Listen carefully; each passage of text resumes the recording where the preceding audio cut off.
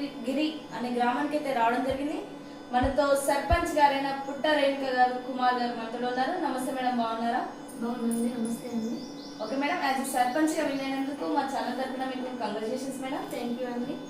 Okay madam, as a sarpanch గా మీ గ్రామానికి మీరు ఎలాంటి డెవలప్మెంట్స్ చేద్దాం అనుకుంటున్నారు? రాబోయే 5 సంవత్సరాలలో ఎలాంటి డెవలప్మెంట్స్ తీసుకెళ్దాం అనుకుంటున్నారు మేడం? సర్పంచ్గా నేను మా నారాయణగిరి గ్రామంలో ప్రజలకు ఎటువంటి లోటు లేకుండా వారికి అందుబాటులో ఉంటాను. మెయిన్గా సీసీ రోడ్స్ వేయడము, లైట్స్, నీరు, ఎటువంటి వారికి ప్రజలకు అందుబాటులో ఉండేటివన్నీ చేస్తామండి.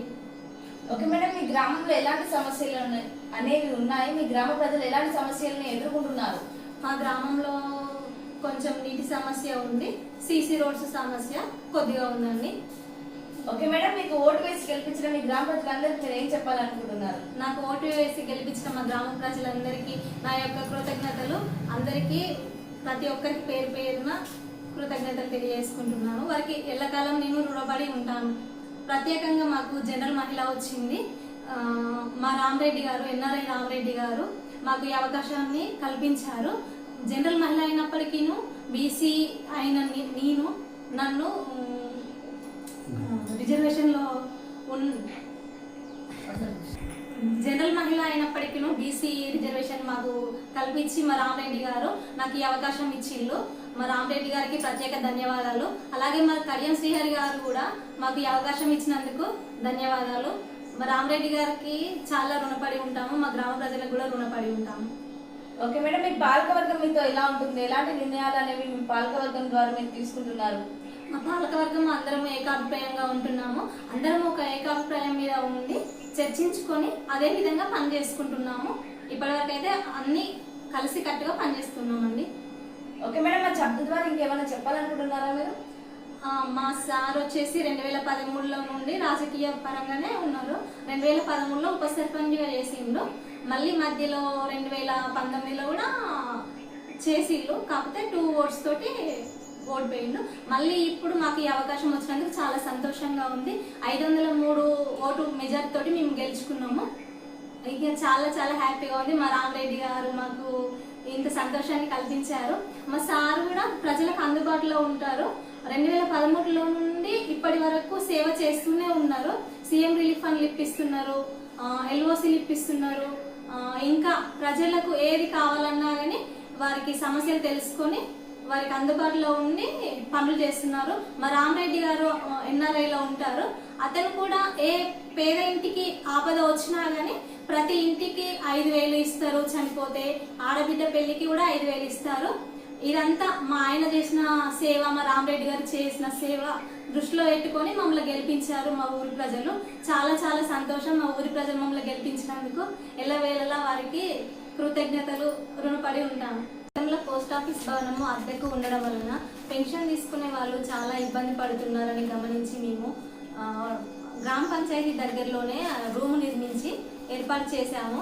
అక్కడ పెన్షన్ తీసుకునే వారు వచ్చి చాలా సంతోషం వ్యక్తం చేశారు. ప్రజలు కూడా చాలా సంతోషం వ్యక్తం చేశారు. వారు ఇబ్బందులు పడుతున్నారని తెలుసుకొని మేము అక్కడ రూమ్ నిర్మించాము. చాలా సంతోషంగా ఉంది మాకు కూడా. ప్రజలు కూడా చాలా సంతోషంగా ఉంది. 30-40 సంవత్సరాల క్రితం నిర్మించడము జరిగింది. ఇది శిథిలావస్థలో ఉంది.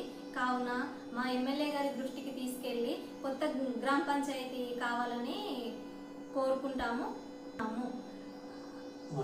కాలంలో ప్రజలకు అందుబాటులో ఉండే విధంగా గ్రామ పంచాయతీ భవనం నిర్మించి ఊరుకు అందుబాటులో ఉండేటట్టు చూసుకుంటాం. ఓకే మేడం, యాజ్ సర్పంచ్ గా మీరు విన్ అయినందుకు మీకు ఎలా అనిపిస్తుంది? What is your feeling? చాలా హ్యాపీగా ఉంది. నేను హౌస్ వైఫ్లో ఉండే నన్ను తీసుకొచ్చి రాజకీయంలో ఇట్లా చేర్పించడం చాలా అంటే చాలా సంతోషంగా ఉందండి. ఇక ఇందులో మంచి ఉంది, చాలా బాగానే ఉంది. ప్రజలు చెప్పే సమస్యలు వింటూ వారికి ఇంకా ఏ సమస్య లేకుండా చేస్తాం. Happy. Okay madam, thank you.